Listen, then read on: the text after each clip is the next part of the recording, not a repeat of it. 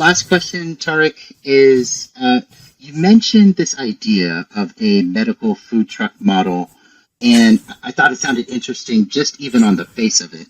And I guess just taking out your crystal ball or wish list, like what is your ideal state for U.S. healthcare, and a little bit more about what a medical food truck model represents? Yeah, I mean that's kind of a funny little quip that I throw out there. But I mean, essentially, at the root of it is, I think about trying to get a healthcare system that is not necessarily centralized around the medical center, that are put in these places where you start to build out those social determinants of health that are then barriers to getting the right care, like distance and transportation and financial resources. Can you get off work to get to something? It's like, how can you get care, the right type of care, and get it spread out to communities and get closer to people?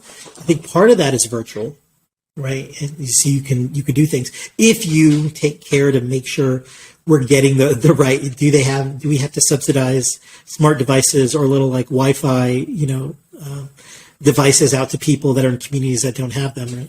I think there's a danger in, if you go all virtual, you can't go all virtual because you need to lay hands, as these providers, and have face-to-face relationships too.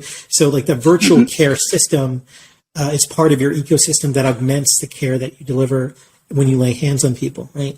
And I think that care, where I get to the medical food truck idea, is that it doesn't mean that you have to have somebody drive into your hospital. Why do we have to do it that way? It's built around our resources. The resource where we spend millions or $1 billion to build our concrete structure, someplace so we can house everyone for our convenience.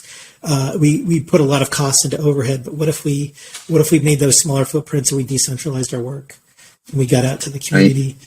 And so like thinking about a medical food truck where you're getting out there in communities and kind of using, I remember like I've worked on a mobile health vehicle for University of Kentucky too. And so, like kind of continually doing some of those things that are really neat to get out there. So reaching out to the community, also doing, expanding home health services. It's like you can, and we did some of this at Kaiser, you can throw some of these things in a backpack and take a router and your laptop and a little camera, pop it up, and get providers out there that can do visits out in the community. And then when you need extra support or specialty support, why not connect with them? People through video. Can you get remote digital devices? Can you do point of care lab testing?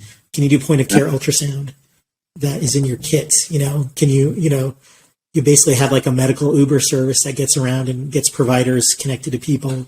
It's just like you're changing the distance a little bit, but it's not all one way. It's not all, healthcare centric. It's like, you're going to come here.